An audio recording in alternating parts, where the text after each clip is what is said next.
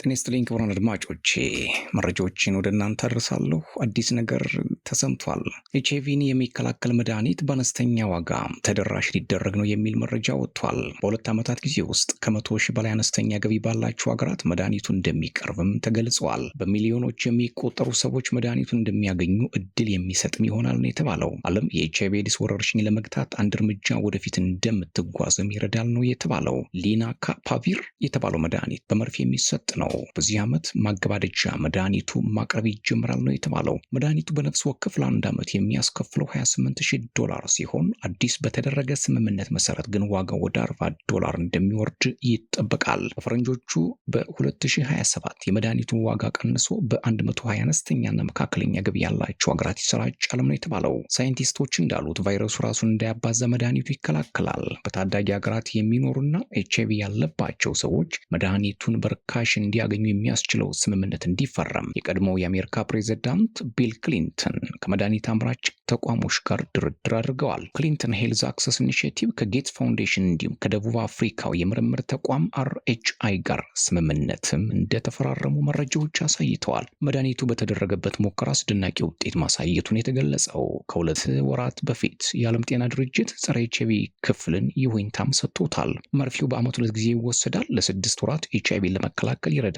ባለሙያዎች እንዳሉት አዲስ ኢንፌክሽንን ለመከላከል መድኃኒቱ ጠቀሜታው የጎላ ነው። በተለይ ከፍተኛም ተጋላጭነት ያላቸው ወጣቶችና ሴቶች፣ የተመሳሳይ ጾታ አፍቃሪዎችና በወሲብ ንግድ የሚተዳደሩ ሰዎችን ከበሽታው ለመከላከል ያግዛል ነው የተባለው። አሁን ኤችአይቪን ለመከላከል ጥቅም ላይ እየዋለ ያለው መድኃኒት ፕሪ-ኢፒ ወይንም ፕሪ-ኤክስፖዠር ፕሮፊላክሲስ እንደሚተካ ነው እየተሰማው። ይህ እንክብል በነፍስ ወከፍ በዓመት $40 ያስከፍላል። እንክብሉ በየቀኑ ስለሚወሰድ ለህሙማን ምቹ አይደለም። የበለጠ እንዲገለሉም ያደርጋል። በየቀኑ የሚወሰድ መሆኑ በቀላሉ እንዳይገኝም ምክንያት ሆኗል። ጌትስ ፋውንዴሽን እንዳለው ከዚህ መድኃኒት ተጠቃሚ መሆን የሚችሉት 18 በመቶዎቹ ናቸው ብሏል።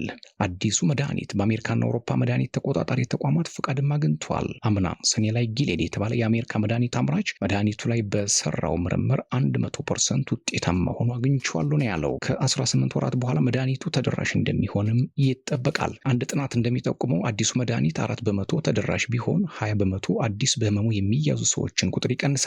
ሰዎች በቫይረሱ እንዳይያዙ ከማገዙ ባሻገር ቫይረሱ ያለባቸውን ሰዎች ለማከምም ይውላል። የፕሬዚደንት ዶናልድ ትራምፕ አስተዳደር ለኤችአይቪ ኤድስ የሚደረግ ዓለም አቀፍ እርዳታ ላይ ቅነሳ ማድረጉ ቀውስ በፈጠረበት ወቅት ነው የአዲሱ መድኃኒት አቅርቦት ይፋ የተደረገው። የመንግስታቱ ድርጅት ጸረ ኤድስ መረጃ 40 ሚሊዮን ሰዎች ቫይረሱ እንዳለባቸው ያሳያል። በፈረንጆቹ ከ2000 ጀምሮ የቫይረሱን ስርጭት ለመቀነስ ዓለም አቀፍ ንቅናቄዎች ተደርገዋል። ሆኖም ባለፈው ዓመት ብቻ 1.3 ሚሊዮን ሰዎች በቫይረሱ ተይዘዋል።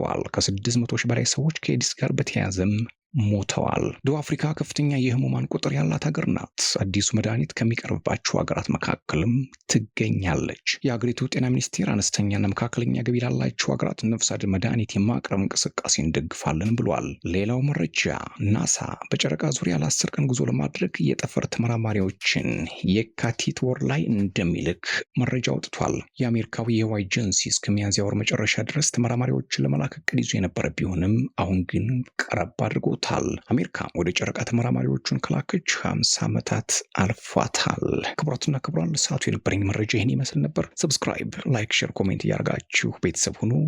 ሰላም።